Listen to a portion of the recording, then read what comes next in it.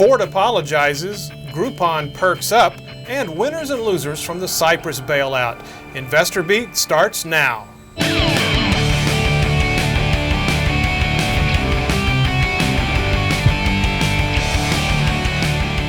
Thanks for watching. I'm Rex Moore, sitting in for Chris Hill.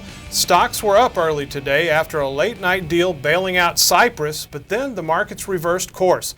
Dow Component Caterpillar has been the biggest drag on that index, continuing a down-in-the-dumps one-year performance that has trailed the Dow by 30 percentage points.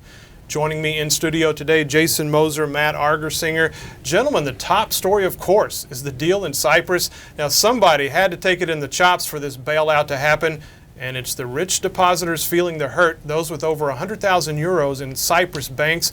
They will lose 40 to 50% of their money.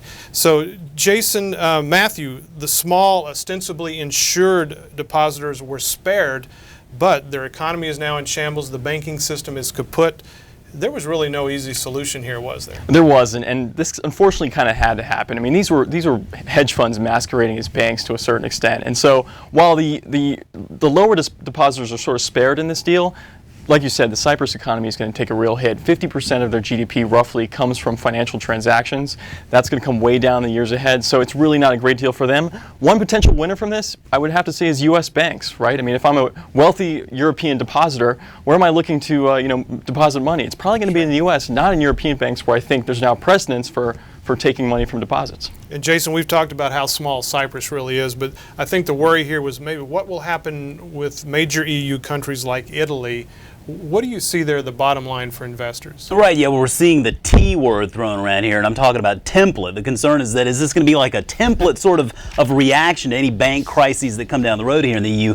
And I think that's a genuine concern. I mean, we can see it certainly in the reaction today. I think most Europe bank stocks are really tanking this afternoon.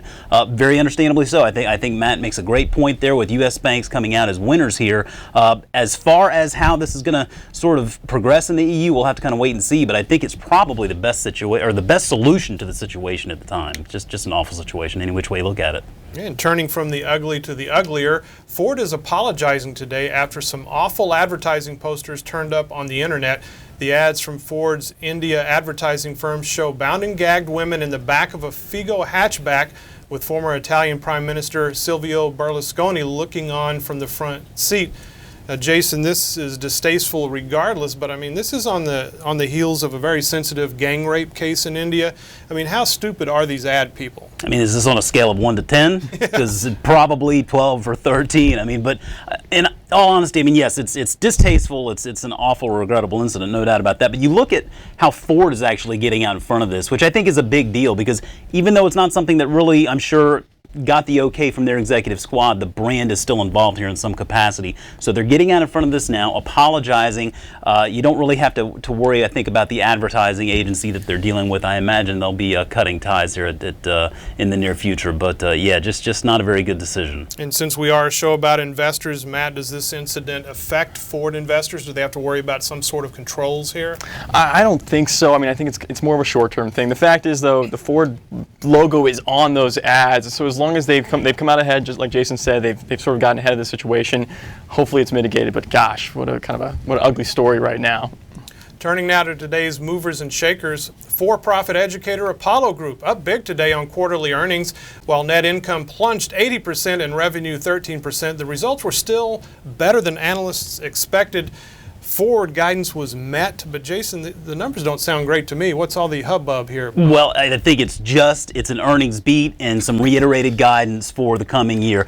Investors really need to take a look at this. I'm not a big fan of the for-profit education space anyway, but they're facing real problems in falling enrollments, in student lending. I mean, the student debt is getting out of control. I think we've reached about $1 trillion there. So really, in all honesty, this company has a lot of headwinds in front of it, and I would avoid it.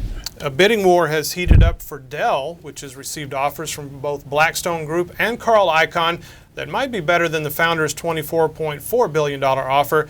Now, Matt, this has to be good news for Dell shareholders that more people are entering the fray, correct? It is, and it's really no surprise. When we knew Michael Dell and Silver Lake Partners weren't going to steal this company for $13.65. I mean, the stock's traded above 14 for weeks now. But now that you got Carl Icahn, you got Blackstone in the mix, if they can bring other institutions like Southeastern on board, I think they're going to have to pay a higher price for sure. Starbucks has issued an online coupon through Groupon for the first time ever.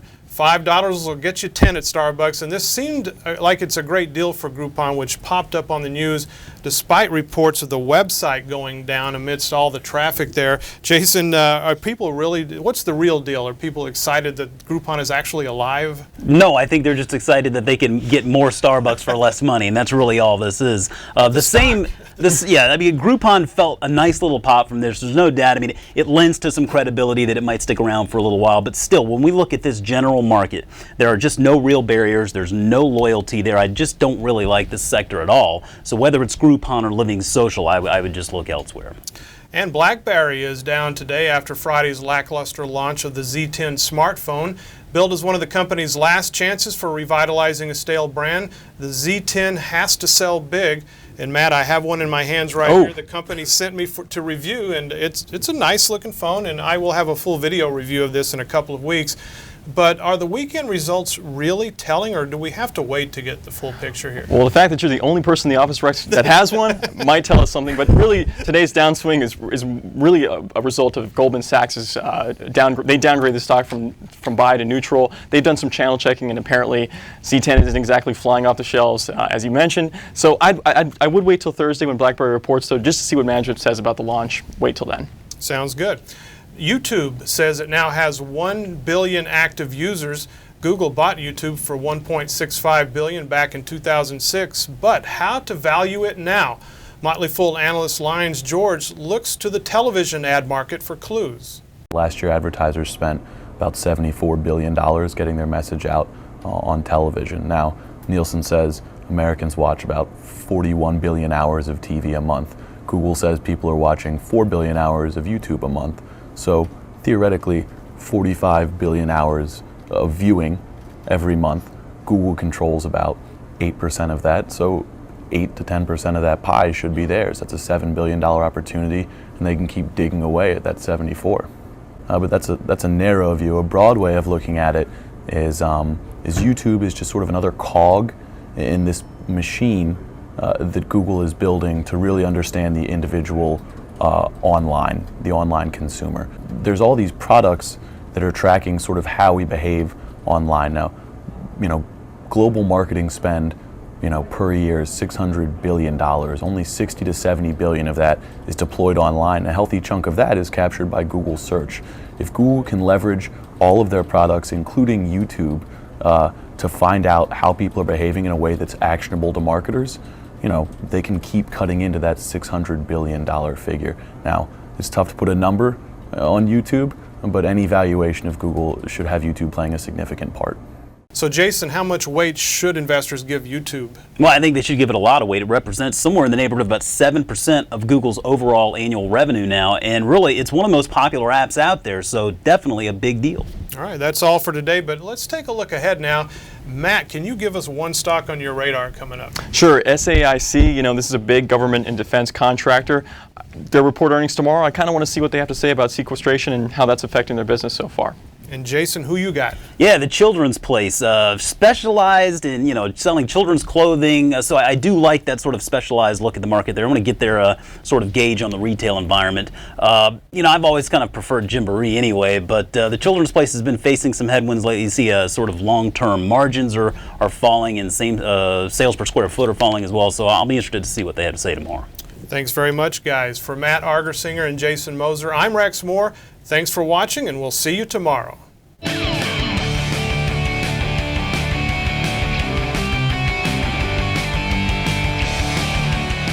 People on the show may have interest in the stocks they talk about, and the Motley Fool may have formal recommendations for or against.